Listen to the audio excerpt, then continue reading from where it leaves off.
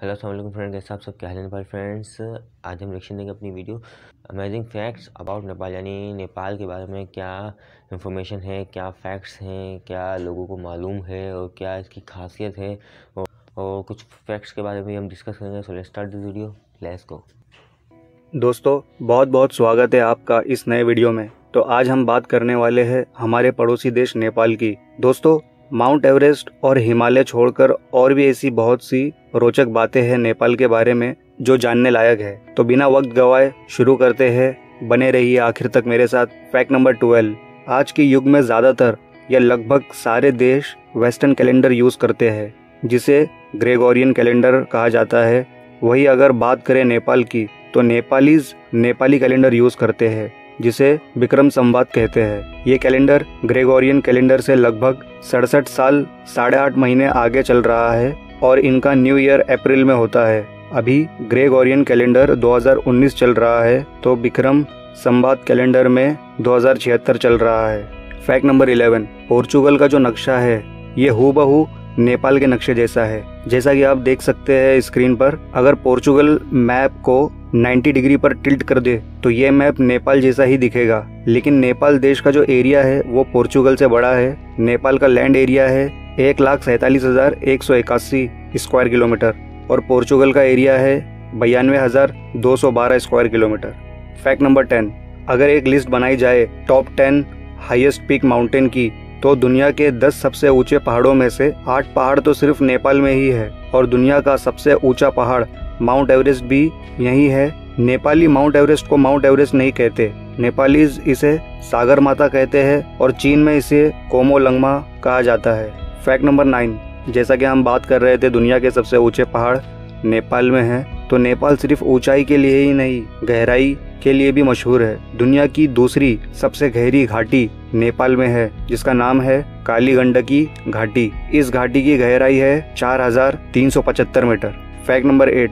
दुनिया के सबसे यूनिक रेयर स्पीशीज के जानवर और पेड़ पौधों का घर है नेपाल। जिस प्रजाति के पेड़ पौधे और जानवर आपको कहीं देखने नहीं मिलेंगे, वो आपको देखने मिलेंगे नेपाल में। इसलिए इसे एशिया का अमेज़न भी कहा जाता है। दुनिया में चिड़ियाओं की जितनी भी प्रजाति है, उनमें से 8.9% प्रजाति सिर्फ नेपाल में ही पाई जाती है। 900 से भी ज्यादा चिड़ियाओं की प्रजाति। अगर आपको अलग अलग प्रजाति के जानवर और पेड़ पौधे देखने हो तो इसके लिए नेपाल का चितवन नेशनल पार्क बहुत फेमस है।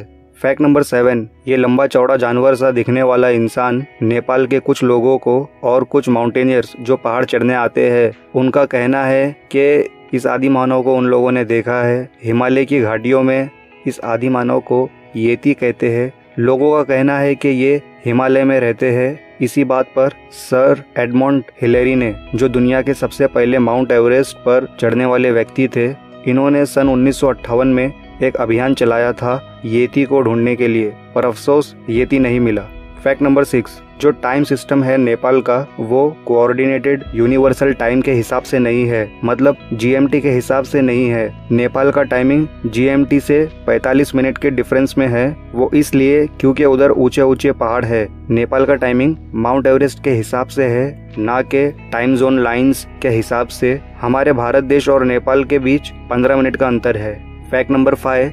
नेपाल देश का कोई इंडिपेंडेंस डे नहीं है। जी हाँ दोस्तों, नेपाल का कोई स्वतंत्र दिवस नहीं है। वो इसलिए नेपाल पर कोई भी सुपर पावर देश राज नहीं कर पाया। इस देश का ज्योग्राफिकल एरिया कुछ ऐसा है कि इस पर हमला करना बहुत मुश्किल है या लगभग नामुमकिन है। नेपाल ऊंचे ऊंचे पहाड़ों से घिरा हुआ है। Fact number 4। नेपाल का जो नेशनल फ्लैग है, राष्ट्रीय ध्वज, ये झंडा दुनिया के सारे झंडों से बिल्कुल अलग है। जहां हर देश के झंडे आपको रेक्टेंगल शेप में मिलेंगे, वही नेपाल का जो फ्लैग है इसमें 2 ट्रायंगल है, मरून कलर के और ब्लू बॉर्डर है, और ऊपर के ट्रायंगल में चांद है और नीचे के ट्रायंगल में सूरज है। Fact number 3। नेपाल के रहने वाले कामी रीता एक नेपाली शेरपा गाइड है। इनके नाम एक रिकॉर्ड है जिसे तोड़ पाना बहुत मुश्किल है। कामी रीता के नाम सबसे ज्यादा बार माउंट एवरेस्ट चढ़ने का रिकॉर्ड है। कामी रीता अपने 49 साल की उम्र में 24 बार माउंट एवरेस्ट चढ़ चुके हैं। मई 2019 में कामी रीता ने अपनी 24वीं माउंट एवरेस्ट की चढ़ाई चढ़ी।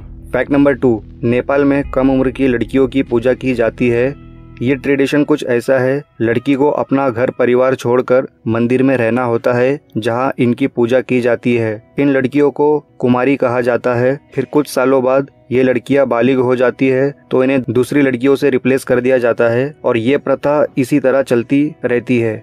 फैक्ट नंबर 1, नेपाल के गोरखाज दुनिया के सबसे निडर और बहादुर सैनिक होते हैं। 1814 से 1816 के गोरखाओं को बहादुरी से लड़ता देखकर अंग्रेज बहुत प्रभावित हुए और नेपाल के प्राइम मिनिस्टर श्री 3 महाराजा जंग बहादुर से गुजारिश की कि वो गोरखाओं को ब्रिटिश ईस्ट इंडिया कंपनी की आर्मी में लेना चाहते हैं।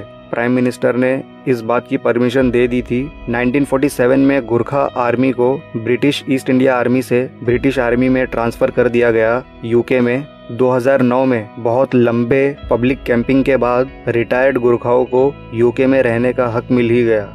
तो दोस्तों, उम्मीद करता हूँ आप लोगों को ये वीडियो ज़रूर पसंद आई होगी, और पसंद आई हो तो और आपको कौन सा फैक्ट ज़्यादा पसंद आया हमें नीचे कमेंट करके ज़रूर बताएं। लाइक और शेयर ज़रूर करना। एक और बात, जो सब्सक्राइब का बटन है उसे दबा दो और बेल आइकन का बटन भी प्रेस कर दो आगे आगे जो न्यू वीडियोज़ आएगी उनकी नोटिफिकेशंस के लिए। तो मिलते हैं अगली वीडियो में, तब तक के लिए ध्यान रखिए अपना। काफ़ी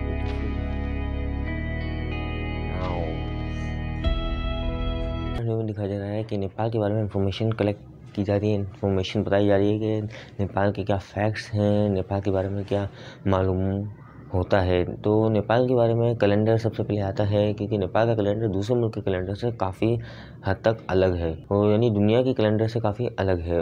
और एक इंडिपेंडेंस डे होता है वो नेपाल में कभी नहीं मनाया जाता, क्योंकि नेपाल कभी किसी का गुलाम रहा ही नहीं। और इसको मद्देनजर रखते हुए जो न्यू ईयर होता है वो नेपाल में अप्रैल को मनाया जाता है। और देखा जाए तो मेरी बर्थ भी अप्रैल को आती है, 20 अप्रैल मेरी बर्थडे है वो काफ़ी।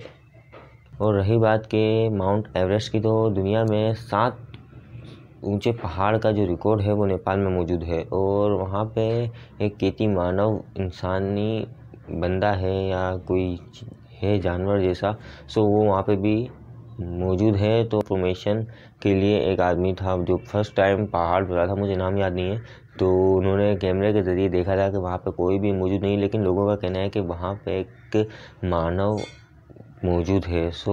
और नेपाल का जो मुल्क है यानी एरिया वो तकरीबन 1,47,181 किलोमीटर पर स्क्वायर के आबादी यानी फैलाव पे मौजूद है, और उसकी आबादी तकरीबन 3 करोड़ है। चाहे दूसरी कंट्रीज़ के होते हैं फ्लैग वो रेक्टेंगल में होते हैं, लेकिन नेपाल का वाहिद ऐसा फ्लैग है जो कि ट्रायंगल यानी 2 ट्रायंगल में मौजूद है। ऊपर चांद सितारा है, नीचे सूरज। उम्मीद है आपको हमारी वीडियो पसंद है तो लाइक करें, शेयर करें, चैनल को सब्सक्राइब करें, बेल आइकन को प्रेस करें ताकि आपको हमारी तरफ से नई नई वीडियोस मिलती रहें। सो